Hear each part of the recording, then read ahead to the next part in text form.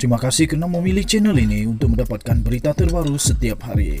Bagi anda yang pertama kali berada dalam channel ini, sila pertimbangkan untuk tekan butang like, subscribe dan komen video ini untuk penambahbaikan pada video akan datang. Berita politik, berita semasa, berita ekonomi, berita kesihatan, pendidikan dan segalanya ada dalam channel ini. Salam sejahtera Malaysia. Berita seterusnya dipetik daripada malaysiakini.com bertajuk Mahkamah Rayuan kekal keputusan batal saman Depak terhadap Najib dan Rosmah. Mahkamah Rayuan hari ini mengekalkan keputusan Mahkamah Tinggi membatalkan saman seorang ahli perniagaan terhadap bekas Perdana Menteri Datuk Seri Najib Tun Razak, isterinya Datin Seri Rosmah Mansor dan dua lagi entiti lain dalam urusan tanah yang menyebabkan kerugian besar kepada syarikatnya. Panel 3 hakim yang diketuai oleh Hakim Datuk Hanifah Fariqullah menolak rayuan JR Deepak Jai Kishan yang memutuskan tiada merit dalam rayuannya kerana Pusurujaya Kehakiman Mahkamah Tinggi telah mempertimbangkan secara terperinci setiap pleading dan isu-isu dalam membuat penemuannya. Kata mereka, kami mendapati penemuannya mengenai isu lokus perayu Deepak dan kekurangan elemen utama dalam pleading yang dianggap oleh peguam perayu adalah betul dari segi undang-undang. Katanya sambil menambah bahawa tiada sebarang pindaan yang dapat membetulkan kenyataan tuntutan Depak. Hakim Hanifah berkata, Mahkamah berpendapat tidak ada kekhilafan oleh Mahkamah Tinggi, Hakim Mahkamah Tinggi untuk membenarkan campur tangan rayuan.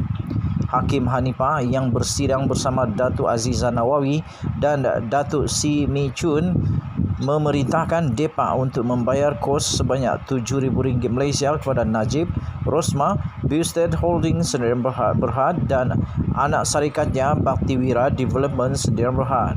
Depak mengemukakan rayuan terhadap keputusan Mahkamah Tinggi pada Julai tahun lepas yang membatalkan samannya terhadap Najib, Rosmah, Bustead Holdings dan Baktiwira Development. Dalam prosiding rayuan yang dijalankan secara maya pada hari ini, Peguam Magita Hari Morgan berhujah anak guamnya Depak perlu diberi peluang untuk meminda penyataan tuntutannya. Menerusi saman yang difailkan pada 12 Oktober 2018 terhadap Najib, Rosmah dan dua syarikat itu, Depak mendakwa syarikatnya mengalami kerugian besar akibat konspirasi penipuan dan pengaruh yang tidak wajar oleh semua defendant dalam urusan pembelian tanah. Beliau mendakwa sebagai pengarah dan pemilik saham terbesar Asta Changi Sdn Berhad, beliau telah menandatangani satu perjanjian dengan pengarah dan pemilik saham terbesar syarikat Awan Megah Malaysia Sdn Berhad, Raja Rupiah, Raja Abdullah, berhubung 3 bidang tanah seluas 181.9 hektar di Mukim Kapar, Klang dan Mukim Bukit Raja dalam daerah Petaling.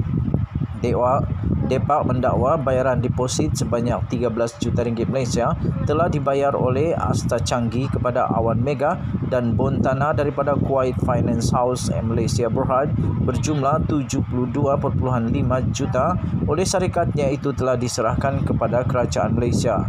Bagaimanapun beliau mendakwa Awan Mega enggan mengemukakan geran tanah asal untuk dipindahkan kepada Asta Changi. Depak berkata akibat konspirasi dan campur tangan Najib dan Rosmah, beliau terpaksa menjual 80% iaitu 16 juta unit sahamnya dalam Asta Changi kepada Bustead Holdings melalui anak syarikatnya Baktiwira.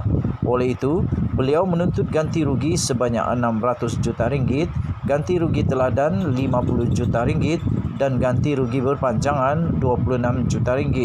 Peguam Robert Lazar mewakili kedua-dua syarikat itu, manakala Datuk David Matthews mewakili Najib dan Rosmah. Sekian berita, salam sejahtera Malaysia, bye-bye.